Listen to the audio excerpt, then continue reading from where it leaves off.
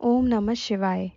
रुद्र संहिता के इस अगले अध्याय में स्वयंभुव, मनु और शत्रुपा की, ऋषियों की तथा दक्ष कन्याओं की संतानों का वर्णन तथा सती और शिव की महत्ता का प्रतिपादन किया गया है। तो आइए आगे का कथन सुनते हैं। ब्रह्मा जी कहते हैं, नारद, तदनंतर मैंने शब्दन मात्रा आदि सूक्ष्म भूतों का स्वयं ही पंचीकृत करके, अर्थात उन पांचों का परस्पर सम्मिश्रण करके उनसे स्थूल आकाश, वायु, अग्नि, जल और पृथ्वी की सृष्टि की, पर्वतों, समुद्रों और वृक्षों आदि को उत्पन्न किया। कैलाश से लेकर युग पर्यंत जो काल विभाग है उनकी रचना की। मुने, उत्पत्ति और विनाश वाले और भी बहुत से पदार्थों का मैंने निर्माण किया, परंतु इससे मुझे संतोष नहीं हुआ। तब सांब शिव का ध्यान करके मैंने साधन परायण पुरुषों की सृष्टि की। अपने दोनों नेत्रों से मरीचि को, हृदय से भृगु को, सिर से अंगीरा को, व्यान वायु से मुनिश्रेष्ठ पुलह को, उदान वायु से पुलसत्य को, समान वायु से वशिष्ठ को, अपान से क्रतु को, दोनों कानों से अत्रि को, प्राणों से दक्ष को, गोद से तुमको, छाया से कर्दम मुनि को तथा संकल्प से समस्त साधनों के साधन धर्म को उत्पन्न किया। मुनि श्रेष्ठ, इस तरह इन उत्तम साधकों की सृष्टि करके महादेव जी की कृपा से मैंने अपने आप को कृतार्थ माना। तत्पश्चात संकल्प से उत्पन्न हुए धर्म मेरी आज्ञा से मानव रूप धारण करके साधकों की प्रेरणा से साधन में लग गए। इसके बाद मैंने अपने विभिन्न अंगों से देवता, असुर आदि के रूप में असंख्य पुत्रों की सृष्टि करके उन्हें भिन्न भिन्न शरीर प्रदान किए। मुने, तदनंतर अंतर्यामी भगवान शंकर की प्रेरणा से अपने शरीर को दो भागों में विभक्त करके मैं दो रूप वाला हो गया। नारद, आधे शरीर से मैं स्त्री हो गया और आधे से पुरुष। उस पुरुष ने उस स्त्री के गर्भ से सर्व साधन समर्थ उत्तम जोड़े को उत्पन्न किया।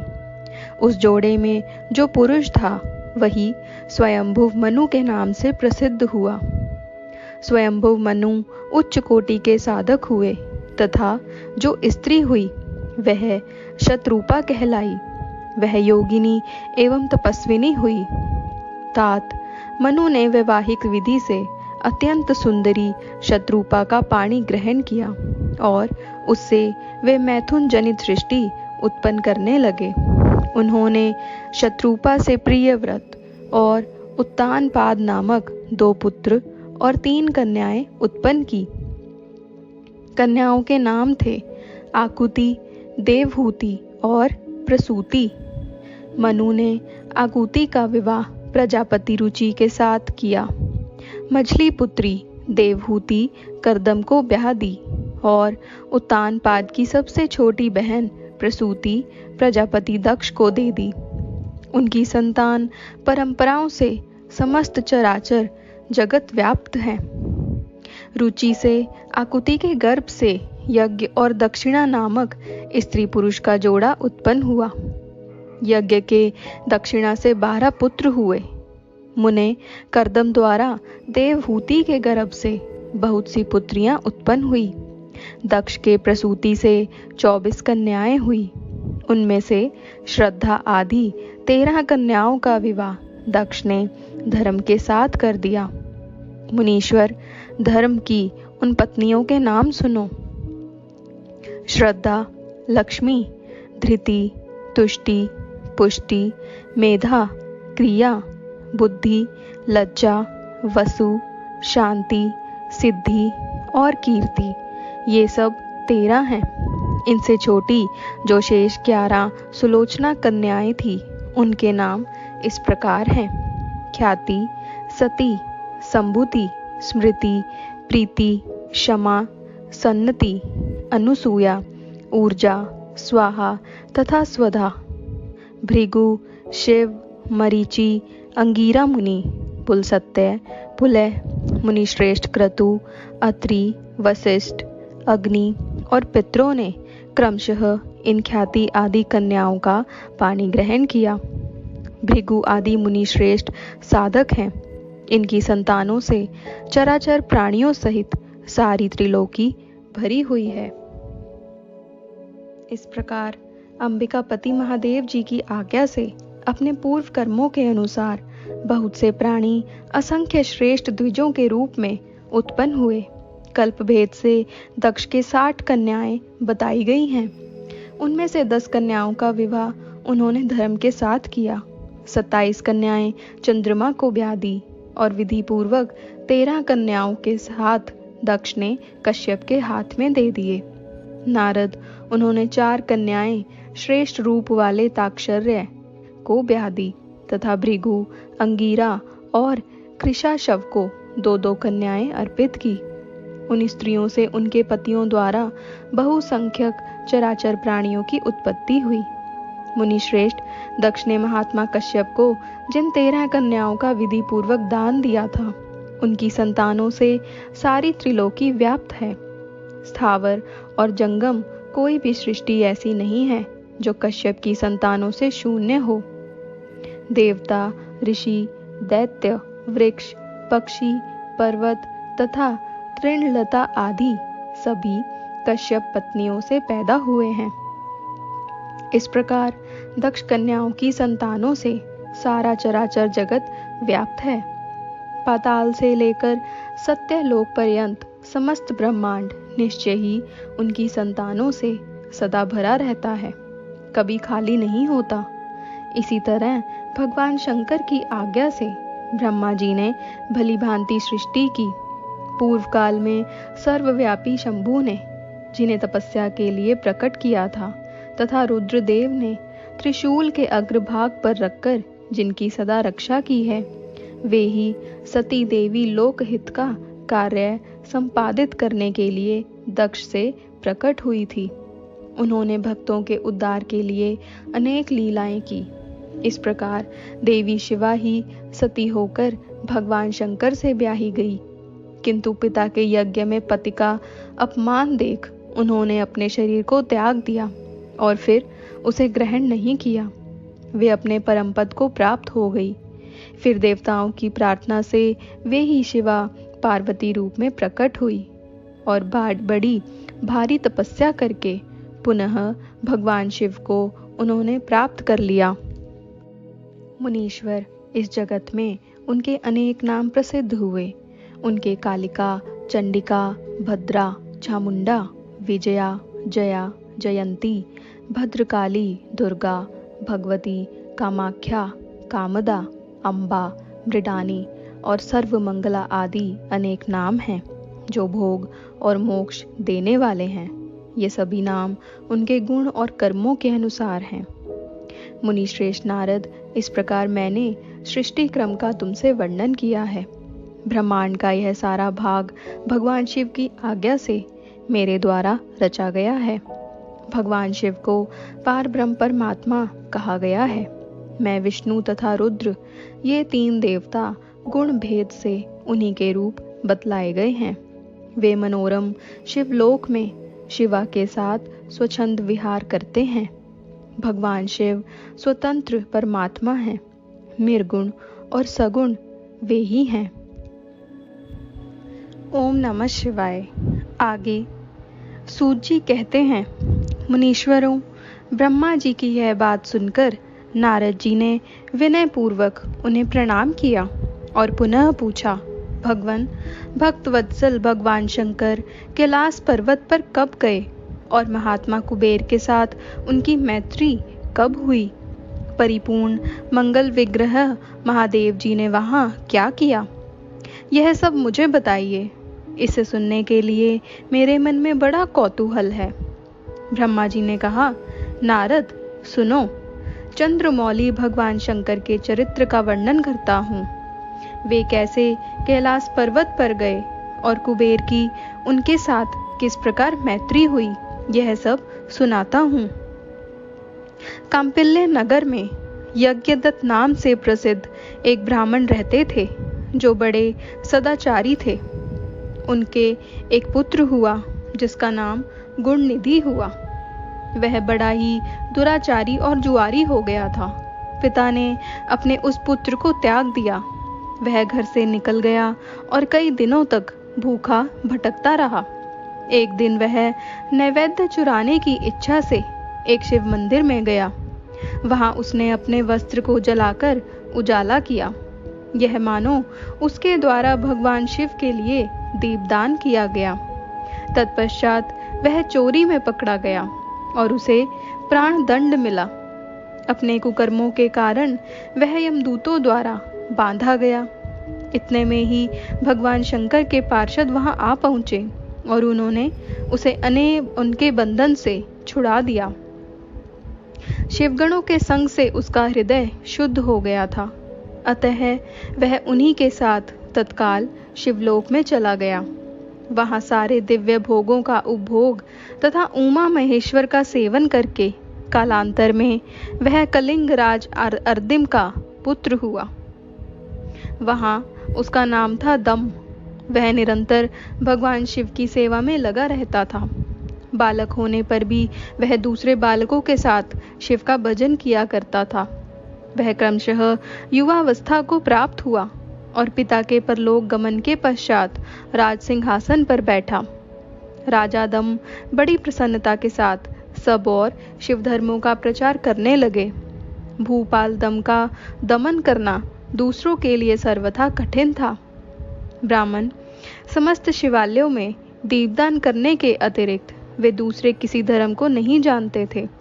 उन्होंने अपने राज्य में रहने वाले समस्त ग्रामाध्यक्षों को बुलाकर यह आज्ञा दी कि शिव मंदिर में दीपदान करना सबके लिए अनिवार्य होगा। जिस जिस ग्रामाध्यक्ष के गांव के पास जितने शिवालय हों वहां वहां बिना कोई विचार किए सदा दीप जलाना चाहिए।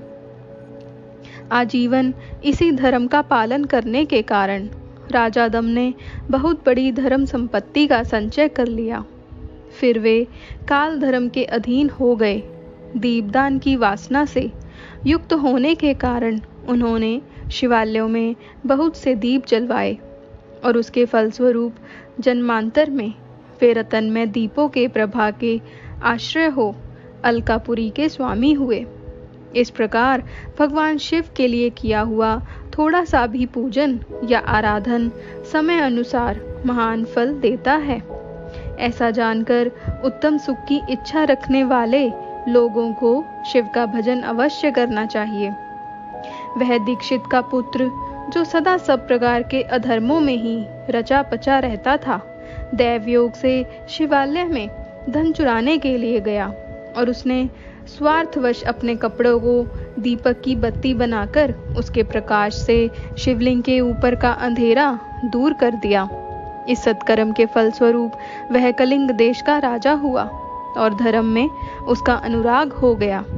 फिर दीप की वासना का उदय होने से शिवालयों में दीप जलवाकर उसने यह दिद्विकपाल का पद पा लिया।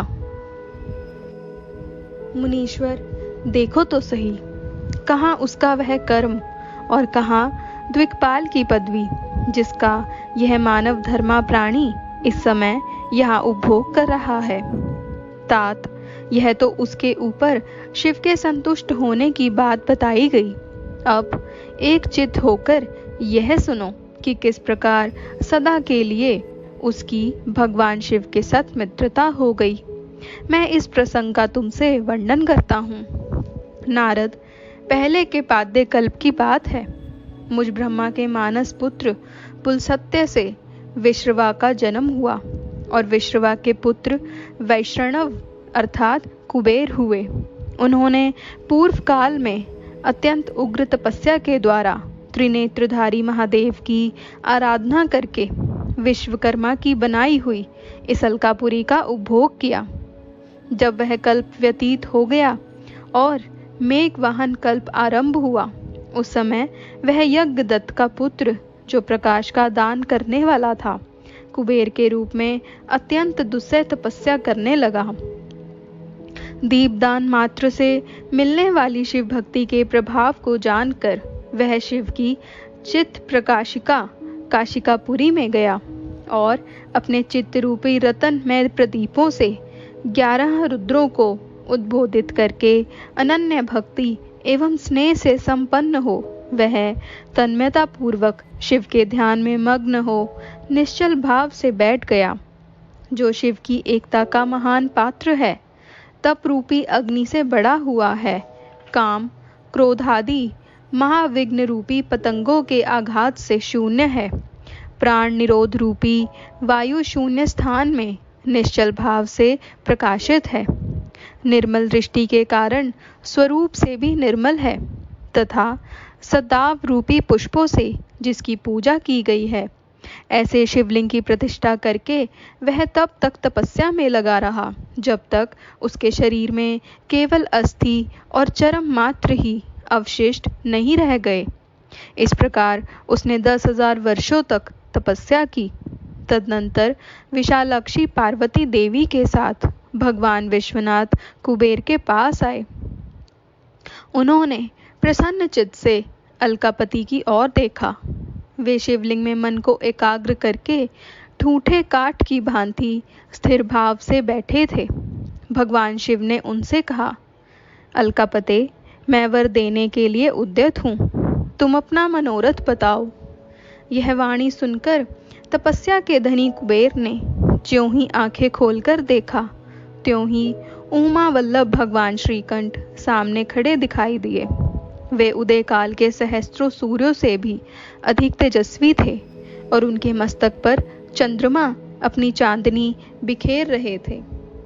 भगवान शंकर के तेज से उनकी आंखें चौंधिया गई, उनका तेज प्रथित हो गया और वे नेत्र बंद करके मनोरथ से भी परे विराजमान देव देवेश्वर शिव से बोले, नाथ, मेरे नेत्रों को वह दृष्टि शक्ति दीजिए जिससे आपके चरणार विंदों का दर्शन हो सके। स्वामिन, आपका प्रत्यक्ष दर्शन हो, यही मेरे लिए सबसे बड़ा वर है। ईश, दूसरे किसी वर से मेरा क्या प्रयोजन है। चंद्रशेखर, आपको नमस्कार है। कुबेर की यह बात सुनकर देवादिदेव उमापति ने अपनी हथेली से उनका स्पर्श करके उन्हें देखने की शक्ति प्रदान की। दृष्टि शक्ति मिल जाने पर यज्ञदत्त के उस पुत्र ने आंखें फाड़ फाड़ कर पहले उमा की ओर ही देखना आरंभ किया। वह मन ही मन सोचने लगा, भगवान शंकर के समीप यह सर्वांग सुंदरी कौन है? इसने कौन सा ऐसा तप किया है जो मेरे भी तपस्या से बड़ा हो गया है? यह रूप, यह प्रेम, यह सौभाग्य, यह असीम शोभा सभी अद्भुत हैं। वह ब्राह्मण कुमार बार बार यही कहने लगा। जब बार बार यही कहता हुआ वह क्रूर दृष्टि से उनकी ओर देखने लगा, तब वामा के अवलोकन से उसकी बाईं आंख फूट गई। तदनंतर देवी पार्वती ने महादेव जी से कहा, प्रभु, यह दुष्ट तपस्वी बार बार मेरी ओर देखकर क्या बक रहा है? आप मेरी तपस्या के तेज को प्रकट कीजिए। देवी की यह बात सुनकर भगवान शिव ने हंसते हुए उनसे कहा, उमे, यह तुम्हारा पुत्र है। यह तुम्हें क्रूर दृष्टि से नहीं देखता, अपितु तुम्हारी तपः संपत्ति का वर्णन कर रहा है। देवी से ऐसा कहकर भगवान शिव पुनः उस ब्राह्मण कुमार से बोले, वत्स, मैं तुम्हारी तपस्या से संतुष्ट होकर तुम्हें वर देता हूँ। तुम निधियों के स्वामी और गुहाओं के राजा हो जाओ। सुव्रत यक्षों, किन्नरों और राजाओं के भी राजा होकर पुण्य जनों के पालक और सबके लिए धन के दाता बनो।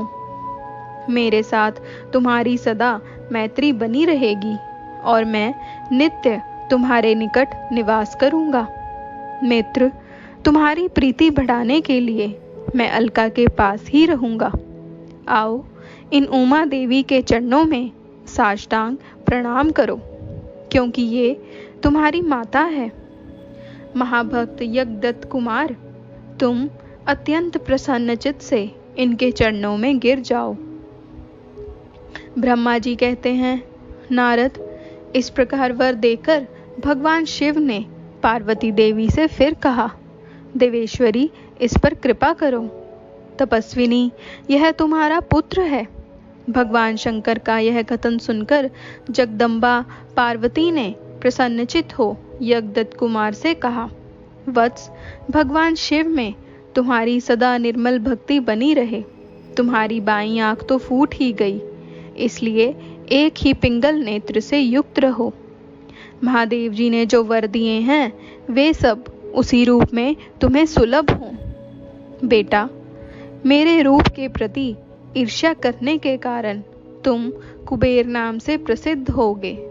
इस प्रकार कुबेर को वर देकर भगवान महेश्वर पार्वती देवी के साथ अपने विश्वेश्वर धाम में चले गए। इस तरह कुबेर ने भगवान शंकर की मैत्री की और अलकापुरी के पास जो कैलाश पर्वत है वह भगवान शंकर का निवास हो गया।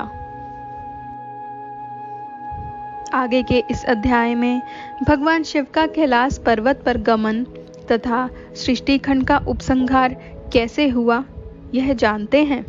आगे ब्रह्मा जी कहते हैं, नारद मुने, कुबेर के तपोबल से भगवान शिव का जिस प्रकार पर्वत श्रेष्ठ कैलाश पर शुभागमन हुआ वह प्रसंग सुनो।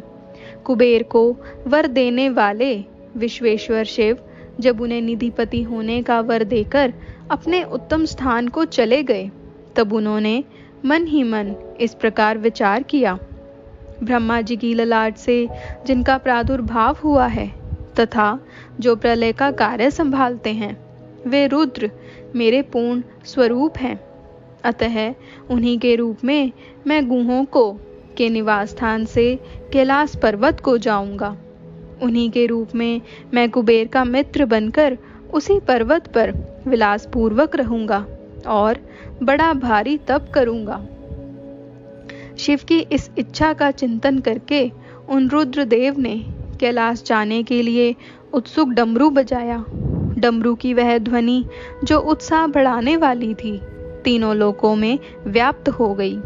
उसका विचित्र एवं गंभीर शब्द आवाहन की गति से युक्त था, अर्थात सुनने वालों को अपने पास आने के लिए प्रेरणा दे रहा था। उस ध्वनि को सुनकर मैं तथा श्री विष्णु आदि सभी देवता, ऋषि, मूर्तिमान, आगम, निगम और सिद्ध वहां आ पहुंचे। देवता और असुर आदि सब लोग बड़े उत्साह में भरकर वहां आए। भगवान शिव के समस्त पार्षद तथा सर्वलोक वंदित महाभाग गणपाल जहां कहीं भी थे वहां से आ गए। इतना कहकर ब्रह्मा जी ने वहां आए हुए गणपालों का नामोल्लेख पूर्वक विस्तृत परिचय दिया। फिर इस प्रकार कहना आरंभ किया। वे बोले, वहां असंख्य महाबली गणपाल पधारे। वे सब के सब सहस्त्रों भुजाओं से युक्त थे और मस्तक पर जटा का ही मुकुट धारण किए हुए थे। सभी चंद्रचूड़, नीलकंठ और त्रिलोचन थे। हार, कुंडल, केयूर तथा मुकुट आदि से अलंकृत थे। वे मेरे श्री विष्णु के तथा इंद्र के समान तेजस्वी जान पड़ते थे। अणिमा आदि 8 सिद्धियों से घिरे थे तथा करोड़ों सूर्यों के समान उदासित हो रहे थे। उस समय भगवान शिव ने विश्वकर्मा को उस पर्वत पर निवास स्थान बनाने की आज्ञा दी। अनेक भक्तों के साथ अपने और दूसरों के रहने के लिए यथा योग्य आवास तैयार कराने का आदेश दिया। मुने, तब विश्वकर्मा ने भगवान शिव की आज्ञा के अनुसार उस पर्वत पर जाकर शीघ्र ही नाना प्रकार के गृहों की रचना की। फिर श्रीहरि की प्रार्थना से कुबेर पर अनुग्रह करके भगवान शिव सानंद कैलाश पर्वत पर गए। उत्तम मुहूर्त में अपने स्थान में प्रवेश करके भक्त वत्सल परमेश्वर शिव ने सबको प्रेम दान दे स्नात किया। इसके बाद आनंद से भरे हुए श्री विष्णु आदि समस्त देवताओं, मुनियों और सिद्धों ने शिव का प्रसन्नतापूर्वक अभिषेक किया। हाथों में नाना प्रकार की भेंटें लेकर सबने क्रमशः उनका पूजन किया और बड़े उत्सव के साथ उनकी आरती उतारी। मुने, उस समय आकाश से फूलों की वर्षा हुई जो मंगल सूचक थी। सब और जय जयकार और नमस्कार के शब्द गूंजने लगे। महान उत्साह फैला हुआ था जो सबके सुख को बढ़ा रहा था। उस समय सिंहासन पर बैठकर श्री विष्णु आदि सभी देवताओं द्वारा की हुई यथोचित सेवा को बारंबार ग्रहण करते हुए भगवान शिव बड़ी शोभा पा रहे थे। देवता आदि सब लोगों ने सार्थक एवं प्रिय वचनों द्वारा लोक कल्याणकारी भगवान शंकर का पृथक पृथक स्तवन किया। सर्वेश्वर प्रभु ने प्रसन्नचित्त से वह स्तवन सुनकर उन सबको प्रसन्नता पूर्वक मनोवांछित वर एवं अभीष्ट वस्तुएं प्रदान की। मुने, तदनंतर श्री विष्णु के साथ मैं तथा अन्य सब देवता और मुनि मनोवांछित वस्तु पाकर आनंदित हो भगवान शिव की आज्ञा से अपने अपने धाम को चले गए। कुबेर भी शिव की आज्ञा से प्रसन्नता पूर्वक अपने स्थान को गए। फिर वे भगवान शंभु जो सर्वथा स्वतंत्र हैं, योग परायण एवं ध्यान तत्पर हो पर्वत प्रवर कैलाश पर रहने लगे। कुछ काल बिना पत्नी के ही बिताकर परमेश्वर शिव ने दक्ष कन्या सती को पत्नी रूप में प्राप्त किया। देवर्षि फिर वे महेश्वर दक्ष कुमारी सती के साथ विहार करने लगे और लोकाचार परायण हो सुख का अनुभव करने लगे। मुनीश्वर, इस प्रकार मैंने तुमसे यह रुद्र के अवतार का वर्णन किया है। साथ ही उनके कैलाश पर आगमन और कुबेर के साथ मैत्री का भी प्रसंग सुनाया है। कैलाश के अंतर्गत होने वाली उनकी ज्ञानवर्धिनी लीला का भी वर्णन किया, जो इहलोक और परलोक में सदा संपूर्ण मनोवांछित फलों को देने वाली है। जो एकाग्रचित हो इस कथा को सुनता या पढ़ता है, वह इस लोक में भोग पाकर परलोक में मोक्ष लाभ करता है। ओम नमः शिवाय। और इसी के साथ रुद्र संहिता का सृष्टि खंड संपूर्ण होता है। तो कहिए हर हर